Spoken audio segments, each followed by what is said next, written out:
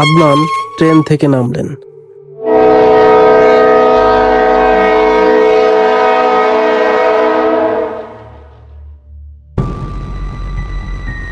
নামার পর এসে রাফির বাড়ির উদ্দেশ্যে হাঁটতে লাগলেন।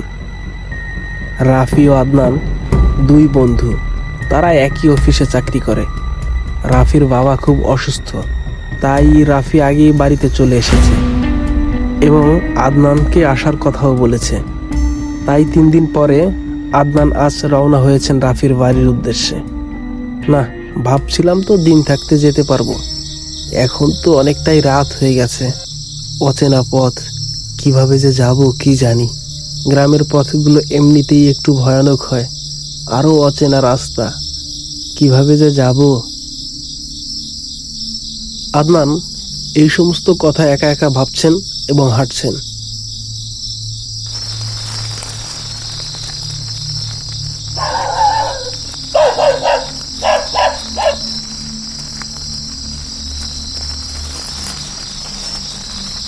অনেকটা পথ হাঁটার পরে সে খেয়াল করলেন কেউ একজন তার দিকে আসছেন।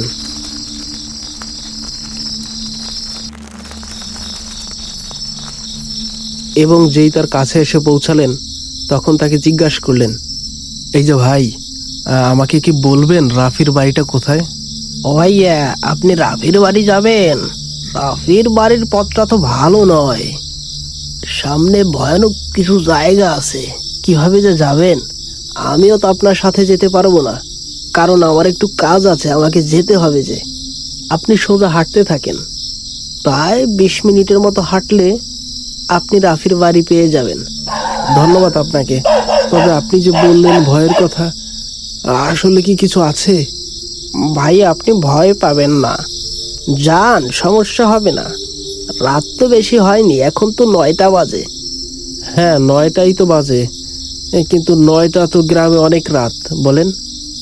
সে তো ভাই আপনি ঠিকই বলেছেন, তবে আপনাকে যেতে তো হবে। যান, আশা করি সমস্যা হবে না। ঠিক আছে, চললাম আমি। হ্যাঁ, এই বলে আদনানের পথে হাঁটতে লাগলেন। সেই লোক তার পথে চলে গেল।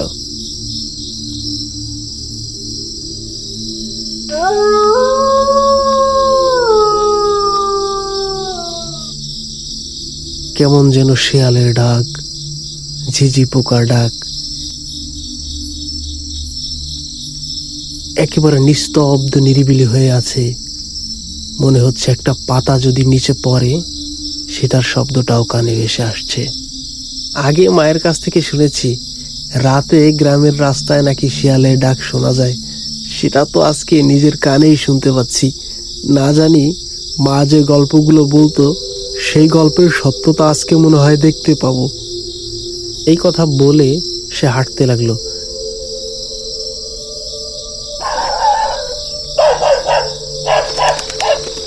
কিছু পাখি উড়ে যাওয়ার ডাক।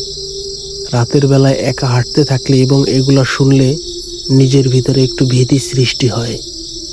আদনানেরও তাই, তার ভিতরে একটু ভয় কাজ করছে। এইভাবে ভয় পাইলে কেমনে যাব? এখনো না জানি আরো কতটা পথ হাঁটতে হবে।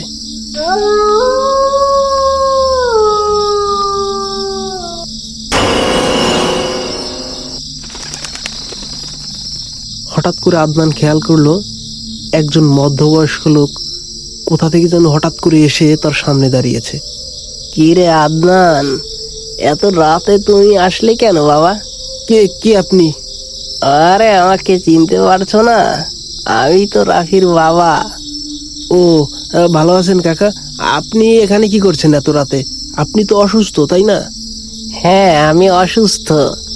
তুমি তো আমাকেই দেখতে এসেছো, তাই না? দেখো আমায়, আমি সকালবেলা সুস্থ হয়ে গেছি, বুঝলে। এরপরে কাজে বেরিয়ে পড়েছি। রাতে একটু ঘুরে ঘুরে কাজ করি, বুঝলে বাবা। কাকা, রাতে আপনি ঘুরে ঘুরে কি কাজ করেন? এই তো গ্রামটা একটু পাহারা দেই আর কি। ও তাই? এটা তো আগে কখনো রাফি বলেনি। না, বলেনি, এখন তো শুনলে। তবে চলো চলো, এখানের রাস্তাঘাট অত ভালো নয়, তোমাকে বাড়ি পৌঁছে দিয়ে আমি আবার ডিউটিতে বেরিয়ে পড়বো। হ্যাঁ কাকা, আপনাকে পেয়ে ভালোই হলো। চলেন তাহলে বাড়ির দিকে। এই বলে তারা দুইজন হাঁটতে লাগলেন।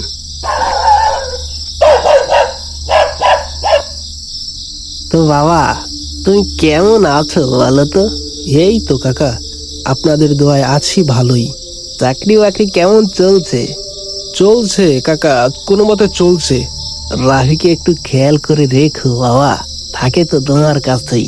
হ্যাঁ কাকা, ঠিক আছে। আমরা তো দুইজনে একসাথে থাকি, ও আমাকে দেখে রাখে, আমি ওকে দেখে রাখি। এ নিয়ে আপনার চিন্তা করতে হবে না। সেটাই, তোমার কাছে আছে, আমি একটু নিশ্চিন্তে আছি। বুঝতে পেরেছো বাবা? বুঝতে পেরেছি, সমস্যা নেই কাকা, আমি দেখে রাখবো ওকে।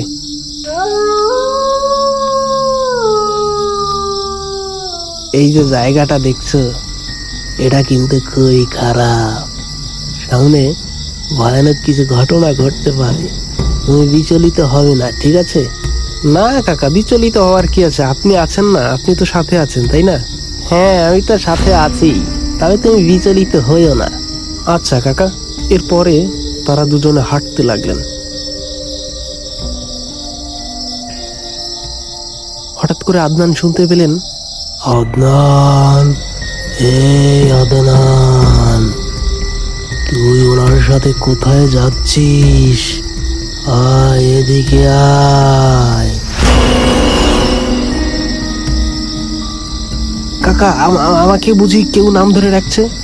বাবা, তুমি এদিকে খেয়াল করো না, বললাম তো যে একটা কিছু ঘটতে পারে, সেটা তুমি খেয়াল করবে না। আদনান, ওর কথা শুনিস না, তুই পিছে তাকা, আমার কাছে ফিরে আয়। কাকা কি হচ্ছে আমার সাথে, আমি তো বুঝতে পারতেছি না। খবরদার বাবা, তুমি পিছনে তাকিও না, সামনের দিকে চলো, আমি যেটা বলি সেটা করো। ঠিক আছে, আপনি যেভাবে বলবেন আমি সেভাবেই করব। এবং আদনান রাফির বাবার কথা মতো হাঁটতে লাগলেন।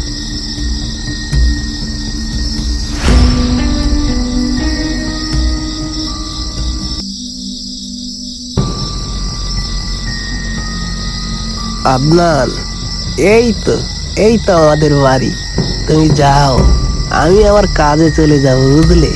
তাইলে ওদের সবার সাথে দেখা করে যান, কাকি, রাফি। না রে বাবা, আমি আর দেখা করবো না এখন, আমার দেখা করার সময় শেষ। ও, দেখা করার সময় শেষ? কেন, আপনি তো আবার কালকে সকালে আসবেন, তাই না?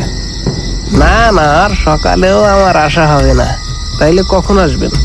আসবো আসবো, তুমি যাও, প্রশ্ন করো না, আমার দেরি হয়ে যাচ্ছে যে। ঠিক আছে কাকা, তাহলে আপনি থাকেন, আমি আসি। হ্যাঁ। এই বলে আদনান রাফির বাড়িতে ঢুকলেন।